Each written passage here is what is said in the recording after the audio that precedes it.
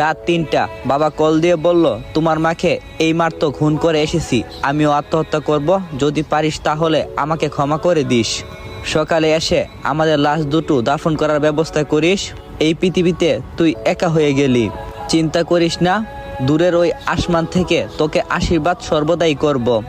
আমি কান্নাজড়িত কণ্ঠে বললাম, বাবা তুমি এসব কি বলছো? মাকে কেন খুন করছো? আমি তো কোনো কিছুই বুঝতে পারছি না, নাকি মজা করছো? আমার কথার উত্তরে আব্বু বলল, বেশি কথা বলে সময় নষ্ট করব না, তোর মা এতক্ষণে পরপারে অনেক দূর চলে গেছে, আর আমি এখন আত্মহত্যা করে তার সঙ্গে হাঁটতে শুরু করব, না হলে সে হারিয়ে যাবে। আমি বললাম, বাবা প্লিজ মায়ের কাছে ফোনটা দাও, আমি তার সাথে কথা বলবো। বাবা বলল, সে তো গলা কাটা অবস্থায় নিশ্চুপ হয়ে ঘুমিয়ে আছে, তুই সকালবেলা তাড়াতাড়ি গ্রামের বাড়িতে চলে আয়। আমাদের দুটো লাশ নিয়ে পুলিশ পোস্টমর্টম করে কাটা ছেঁড়া যেতে না করে বলে ফোনটা কেটে গেল। সঙ্গে সঙ্গে বাবার নাম্বারে আরো কল দিলাম, কিন্তু মোবাইলটা বন্ধ। মায়ের নাম্বারে কল দিলাম, রিং হচ্ছে কিন্তু রিসিভ হচ্ছে না। বিছানায় বসে কান্না করতে লাগলাম। আমার রুমমেট তহিদ ঘুম থেকে লাফ দিয়ে উঠে আমার কাছে এলো।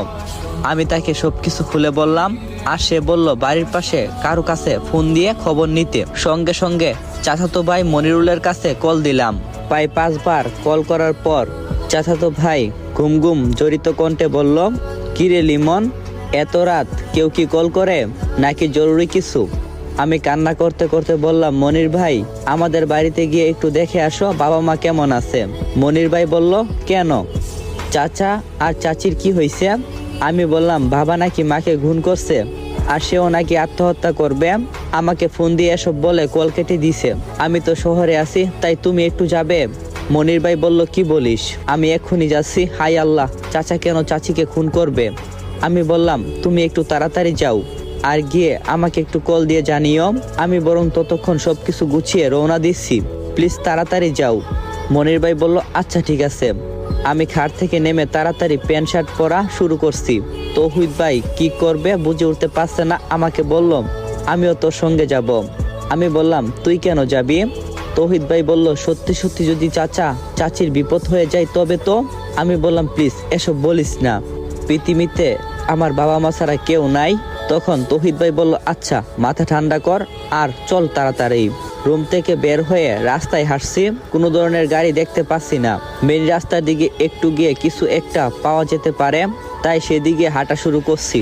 বাস স্টপে এসে একটা মাহিন্দার পেলাম। রাতের বেলা এই দুইটা গাড়ি একটু বেশি চলে জানতাম, তাই উঠে বসে পড়লাম। মাহিন্দারের মধ্যে বসা অবস্থায় মনির ভাই কল দিয়েছিল, কল রিসিভ করলাম। হ্যাঁ মনির ভাই বলো। তখন মনির ভাই বলল, লিমন তোদের রুমের দরজা তো ভিতর থেকে বন্ধ করা, ভিতরে বাতি জ্বলে, কিন্তু ডাকাডাকি করলাম কোনো শব্দ পাচ্ছি না, এখন কি করব, আমার মাথায় কাজ করছে না। আমি বললাম, মনির ভাই আপনি দরজা ভেঙে ভিতরে প্রবেশ করুন, তাড়াতাড়ি করুন মনির ভাই। তখন মনির ভাই বলল, সত্যি সত্যি যদি তেমন কোনো কিছু হয়ে যায় তাহলে তো পুলিশ ঝামেলা করবে, কারণ পুলিশ শুধু বলবে কেন আমি দরজা ভেঙে ভিতরে প্রবেশ করছি। আমি বললাম, না কিছু হবে না। আমি তখন বলবো, আমি নির্দেশ দিয়েছি আপনাকে দরজা ভাঙার জন্য। মনির ভাই বলল, আচ্ছা ঠিক আছে। কল কেটে দিয়ে একটা অস্থিরতার মধ্যে হতাশা কাজ করছে আমার ভিতরে ঢুকে তারা কি খবর দেই সেটা অনুমান করতেই কষ্ট হচ্ছে। আর আমার বাবা মায়ের মধ্যে তো কোনো সময় কোনো রাগারাগি দেখিনি, তাহলে কেন তারা এরকম করবে? মিনিট 10 পর মনির ভাই কল দিল, কাপা কাপা গলায় বলল, লিমন তুই কোথায়? আমি চিৎকার করে বললাম, মনির ভাই আমি গাড়িতে আছি, কিন্তু বাবা মা ঠিক আছে তো?